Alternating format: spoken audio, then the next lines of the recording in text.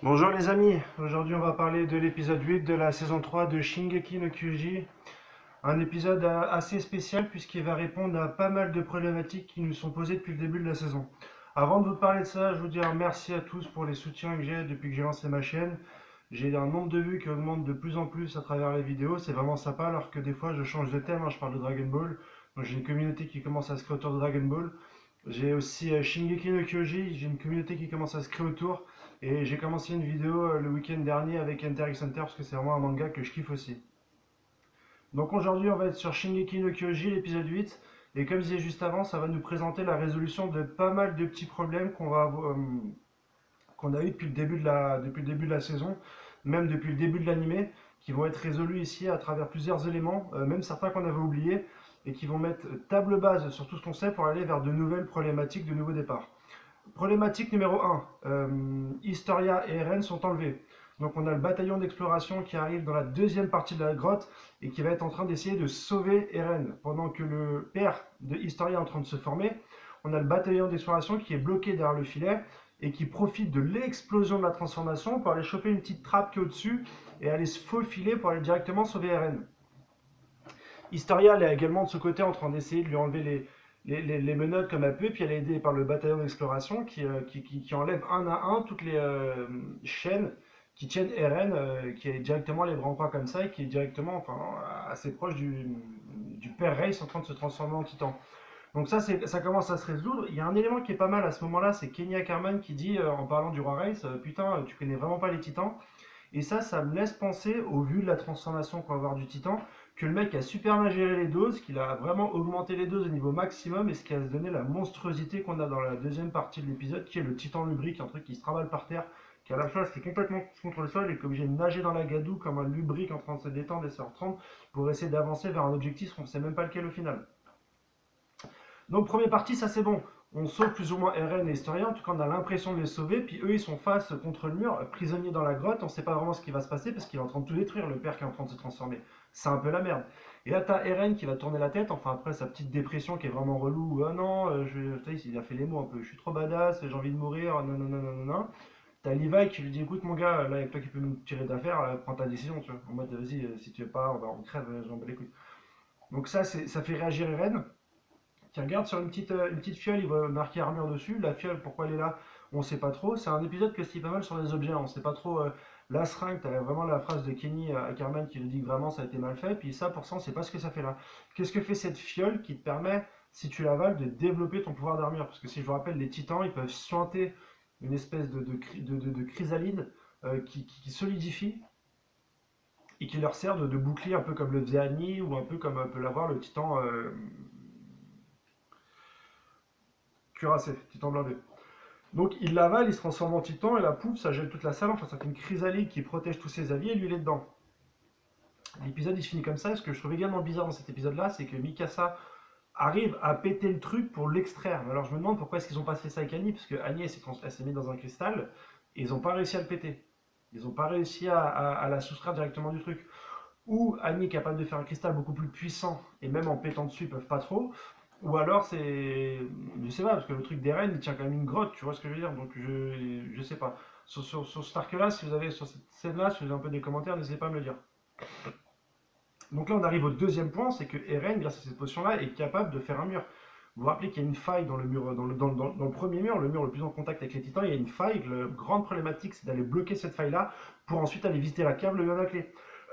Donc là, on va pouvoir le faire. Donc déjà, Eren est sauvé, ça c'est cool. Et en plus, on va pouvoir avancer dans l'histoire puisqu'on va pouvoir boucher la faille et aller avec cette putain de clé dans la cave pour récupérer les informations qu'elle perd d'Eren. C'est quand même le but sur lequel on était parti depuis les premiers épisodes. Et ensuite, on est parti sur de scène en scène, la identité du titan colossal, du titan cuirassé. Eren a été enlevé, complot en interne, machin truc, mais on avait oublié ça, cette salle qui est quand même importante, qu'on attend depuis longtemps. On est content, on va pouvoir le trouver là, c'est cool. On a, à travers cette action-là, deux éléments qui sont bouchés.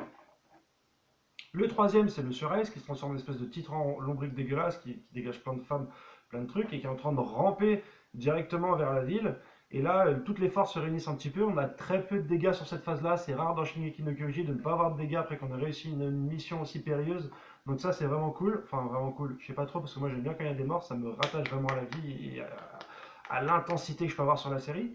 Et là, ils commencent à dire, ouais, bon, alors qu'est-ce qu'on fait Erwin, faut pas que je me trompe parce qu'on m'a déjà insulté sur une vidéo parce que j'avais fait une erreur entre Armin et Erwin, là c'est bien Erwin dont je parle, le général.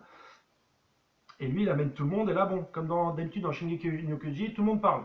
Et tout le monde parle de sacrifier. Donc Eren, il va un peu se sacrifier, c'est-à-dire se mettre devant le titan, le titan bouffe le roi Reiss, hein, ce qui se transformerait en Reiss original, et là, il pourrait le monoter. Et mettre aussi en avant le fait que quand tu as le sang Reiss et que tu as le titan originel, et ben tu as la mémoire du premier roi qui fait que tu laisses la situation telle qu'elle est, et tu laisses les humains derrière le mur. Donc ça, tout le monde est au courant, et tout le monde est en train de se poser des questions en se disant, il y a une phrase que je trouve assez jolie, c'est est-ce qu'en fait on vit pas exactement dans le paradis que les Rays ont voulu nous faire depuis longtemps, et on essaie de se débattre d'une chose qui en fait nous veut du bien. Et là, tu as Armin qui répond, non, en fait, si le père d'Eren a voulu choper le titan originel des Rays, c'est qu'il y a une raison, et que c'est peut-être pour ça qu'on doit se battre aussi. Donc en fait, on a deux entités qui certainement ont la vérité. Le reste, c'est le titan original et le père d'Hermine. Et eux, ils sont dans le flou, au milieu, et doivent prendre une décision sans avoir tous les aboutissants et les tenants. Et on a Historien d'un côté et Eren de l'autre. Donc c'est assez compliqué à ce niveau-là. Ils vont débattre, on va pas avoir, comme beaucoup dans Shingeki no Kyojin, en fait, il y a l'action qui se déroule, qui se déroule, qui se déroule, t'as pas la clé, et ensuite, t'as le après. T'as la solution qui se met en marche alors qu'on l'a même pas eu en développement, tu as généralement un flashback derrière. Ils sont tous là et ils attendent en fait le titan qui arrive. Et là, on arrive à un point très crucial et aussi important, c'est que dans une histoire, c'est Rivaille qui dit ça à Historia, dans une histoire, il faut qu'elle soit un petit peu manichéenne. Il faut que le gentil gagne sur le méchant. Et en fait, pour convaincre la population du bienfait du coup d'État, parce qu'il ne tiendra pas longtemps si jamais c'est l'armée qui reste au pouvoir, il faut que toi, la reine Reiss, vienne sur le pouvoir comme un roi ou une reine légitime et que le coup d'état tout a été fait dans le but du vrai et de te mettre sur le trône. Donc ça c'est hyper bien amené. Ensuite il y a une espèce de débat qui dit ouais mais attends mais elle voulait vraiment se séparer des restes et pas le porter le poids de la couronne et de son famille. Mais bon, au-delà de son petit chichi personnel qui est vachement, enfin elle a le droit d'avoir ça, il y a quand même quelque chose, un combat un cran plus haut que son ego et ce qu'elle veut elle. Et donc c'est ça qui va nous ramener à la mettre directement sur le devant de l'action pour aller battre cette espèce de titan nageur qui nage comme ça quoi. Donc c'est un épisode qui nous boucle pas mal de choses, parce que je suis pressé de passer à la suite. Là, on a vu pas mal. Voilà, Eren s'est fait capturer il y a assez longtemps dans la saison. Le coup d'état est fini, donc on veut vraiment passer à autre chose. Il nous reste quand même quelques intrigues à développer, hein, notamment je pense qu'il y a Ackerman qui va pas rester comme ça. Mais en tout cas, on a un épisode qui avance vachement, avec bon, quelques petits trucs que j'ai pas aimé, comme j'ai dit au niveau de la potion, etc. Mais qui globalement est bon, très bon, et qui va nous permettre vraiment d'aller vers la suite.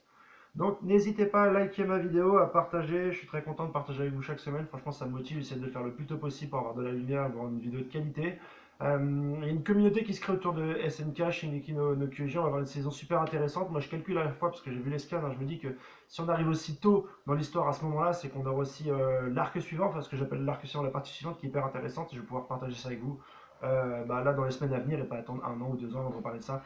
Je vous souhaite une bonne journée les amis, un bon lundi et puis une bonne semaine. Je pense que dans le reste de la semaine, on va faire d'autres vidéos sur d'autres thèmes. Allez, ciao!